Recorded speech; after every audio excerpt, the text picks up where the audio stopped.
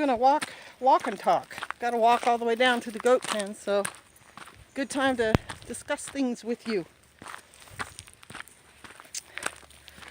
This video is about digital to medieval, and it comes from many different sources.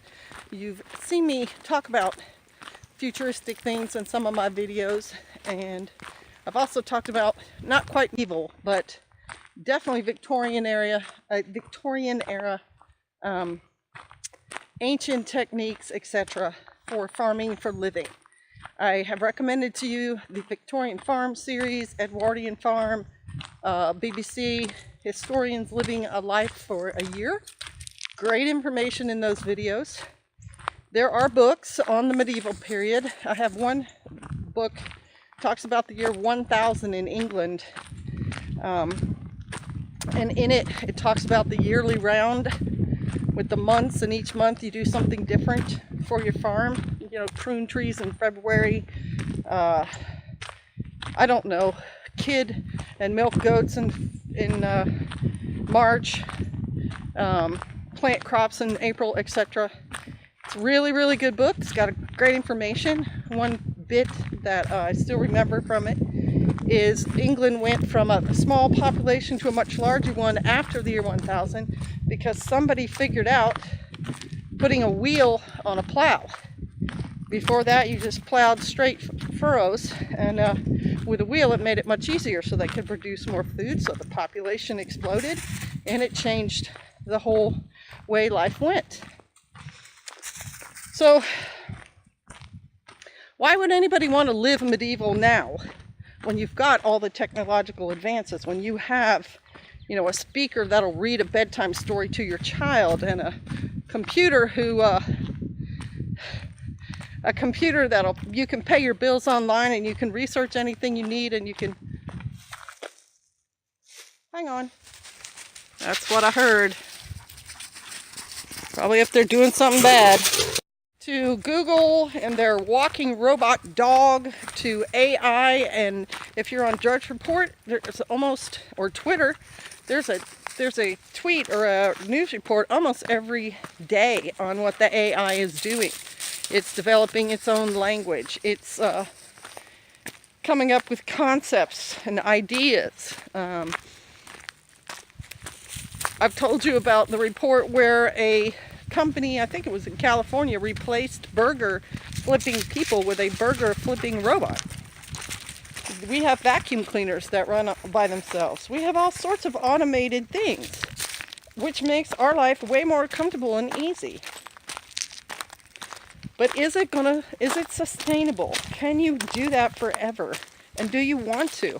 One of the questions we talk about when we're in these discussions, like after our Shabbat service, is what happens to all those people that these digital devices are going to replace? What happens to all the greeter ladies at Walmart, and the clerk ladies at Walmart, and the stockers at Walmart when it becomes an automated system? They don't really have a skill, a higher skill. Maybe they'll get one, but are they going to be happy when they no longer have a job? And what about this lady? I've seen her at our Walmart, more than one lady. They are elderly. I think the Walmart income is helping them make ends meet. I get the impression maybe they don't have a retirement.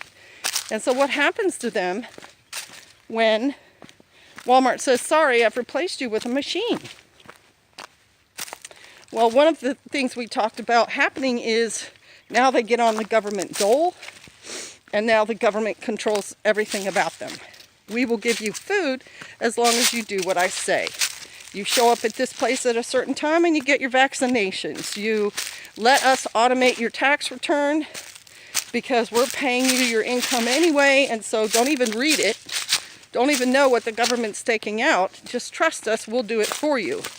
If you want to get that medical care, you're going to have to take this chip into your wrist so we can scan you in case you can't talk to us, like you had a stroke or something. It's just a very utopian world, and yet it could be very scary. And I'm not saying all that's going to come true. I'm saying we are reading news about some of it, and it could come true.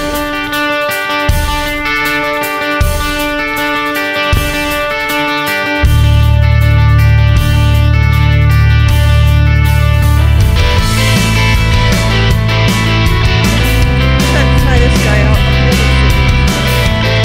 You want to be part of that world? Do you want your house to talk to your refrigerator and your refrigerator to order your groceries from Walmart, and Walmart just puts it all together and it comes remote control car to your front door? Is that really what you want? You just want to be in your house with all these devices? Or do you want to be out here in the real world, feeling the sun on your face and the wind in your hair and hearing birds singing? Or do you want to hear automated birds? I don't know. That's not my decision to make for you. I've decided I like being out here better. And I've decided medieval is also a choice. That you decide you don't want to be dependent on anybody else, and you want to make sure that in your life everything is taken care of by your own hands. Things like, winemaking and planting and farming and just the whole thing is discovered in those years so long ago and brought forward, and we're living with that wisdom now, and we can use it with modern technology to make our lives even better, but we still don't need to go online necessarily. Do you know how to live without all those things? Do you know how to keep your food cool? Do you know how to cook it? Do you know how to store it? Do you know how to work metal? Do you know how to work wood? I don't know.